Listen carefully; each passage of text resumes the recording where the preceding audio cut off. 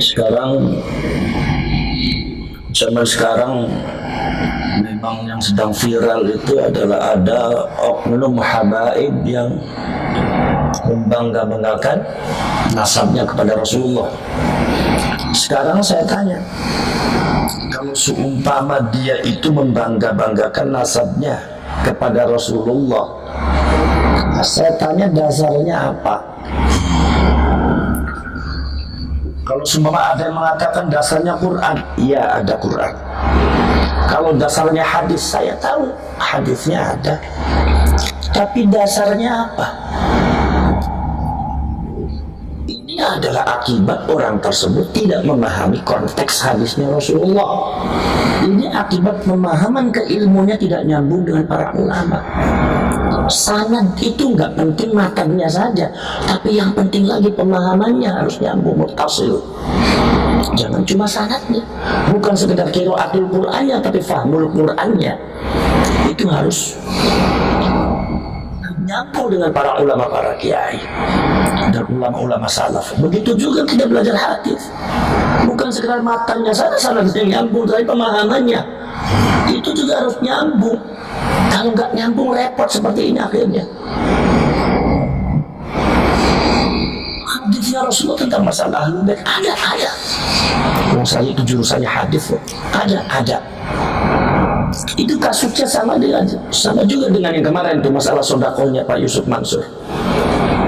Ada enggak dalilnya dalam Al-Quran? Ada. Anfiqu mimma razaqakumullah. Ada. Hadisnya ada tidak? Ada. Tetapi saya katakan orang-orang yang membawa Al-Quran dan hadis untuk meminta sodako kepada orang lain, ini orang jahil. Kalau ada oknum habaib atau orang yang mengaku dirinya cucunya Rasulullah, membangga-banggakan nasabnya di depan orang lain, ini orang jahil. Orang yang sanad keilmuannya, pemahaman keilmuannya tidak nyambung dengan ulama-ulama salaf. Tidak seperti itu. Kalau dibilang hadisnya ada. Cuma Anda harus tahu bahwa hadis itu ada tempatnya. Quran itu ada tempatnya. Likulli maqalin maqam. Setiap semua ucapan itu ada tempatnya. Hadis tentang masalah ahlul bait itu diucapkan oleh Rasulullah bukan untuk ahlul bait, tapi untuk orang-orang lain supaya mencintai ahlul bait.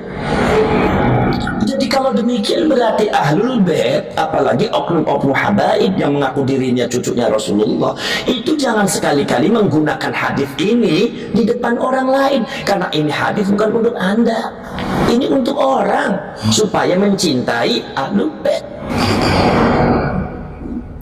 Contohnya begini, Al-Quran dengan hadis tentang masalah fadilah sodako itu bukan untuk orang yang minta sodako, tetapi untuk orang yang mau memberi sodako.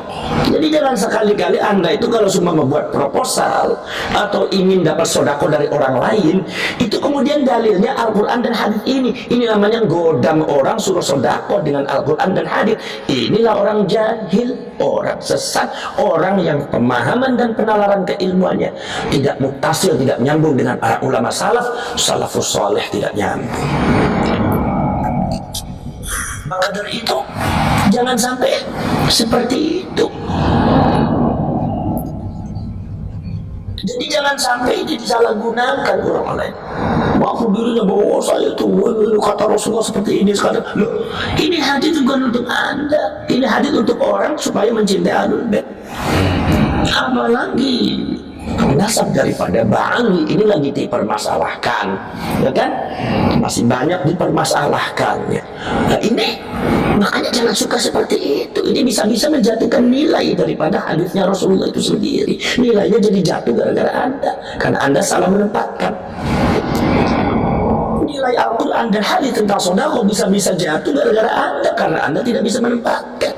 Akhirnya orang ketika didalili itu nggak mempan. Kenapa? Ya gara-gara Anda itu menyalahgunakan hadis dari Al-Quran dan Al-Quran, menyalahgunakan dalil untuk tujuan yang tidak benar dan ditempatkan pada tempat yang tidak benar. Makanya saya harapkan orang-orang semacam itu ngaji dulu lah. Nggak usah banyak bicara Quran dan hadis tuh. Anda tuh baca Qurannya saja masih bilang belum tuh, nggak pakai tajwid.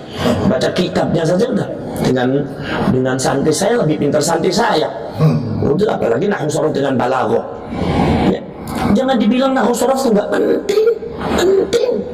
Anda mengatakan tidak penting, tapi ulama mengatakan wal nahwu aula awalan ayyu'lama idzil kalamu dunahu lam yufhama. La yufhama itu lan itu linafil abad. Tanpa nahwu sorof, maka Quran dan hadis tidak mungkin bisa dipahami dengan benar. Mungkin Anda bisa paham tapi nggak benar. Contohnya seperti tadi, membanggakan nasab dengan hadisnya Rasulullah, meminta sedekah dengan hadisnya Rasulullah dan Al-Quran. Ini gara-gara Anda tidak benar memahaminya. Kenapa? Anda tidak belajar, ilmunya tidak nyambung, pemahaman Quran dan hadisnya tidak nyambung dengan ulama salaf. Inilah perlunya sanad di dalam Nahdlatul Ulama di pesantren itu selalu ada, bukan sekedar matanya saja, tetapi juga adalah pemahamannya. Jadi jelas nggak benar kalau ada habaib semata itu penyelewengan makna hadis. Itu bisa disebut bisa penipuan atas nama agama, itu nggak boleh. Seperti halnya juga oknum-oknum yang meminta sedekah untuk menggunakan Al-Quran hadis, ini sudah penipuan mengatasnamakan agama, ini sudah penyelewengan makna dalil. Ini nggak boleh seperti itu. Dosa, jelas dosa, sangat berdosa sekali. Tapi kalau orang semacam itu yang nggak ngaku dosa, udah biarin aja, urusan dia dengan Allah. Ya orang jahil namanya dia, orang jahil dia nggak tahu kalau dirinya salah juga nggak tahu. Nah itu seperti itu cara. Makanya belajar dulu lah yang benar, belajar hadis yang benar, nahwu sorof yang benar, nahwu sorof yang benar. Jangan dibilang oh, itu kan rafa nasab kan sama aja itu biasa. Jangan Anda bilang biasa. Innallaha bari'um minal musyrikin wa rasulah. Ini harus para rasulah. Sesungguhnya Allah dan Rasulnya tidak bertanggung jawab terhadap orang-orang musyrik. Coba kalau dibaca wa rasulih, innallaha bari'um minal musyrikin wa rasulih, jadi sesat. Sesungguhnya Allah tidak bertanggung jawab terhadap orang musyrik dan Rasulnya, berarti sesat. Ini pemahaman salah gara-gara apa? I'rabnya salah. Makanya namanya i'rab itu sangat penting di nahwu sorof. Baca nahwu sorof dulu lah. Kalau Anda itu baca antara fa'il dan maf'ulnya nggak benar, baca bagaimana itu sighat fa'ala yufa'ilu, mana yang harus fa'ala, mana yang harus af'ala, mana yang harus majhul, mana yang maklum, Anda belum tahu, ya udah jangan mendebat para ulama, para kiai lah. Orang jahil Anda. Orang jahil nggak usah bicara agama, nanti rusak agamanya nanti gara-gara Anda.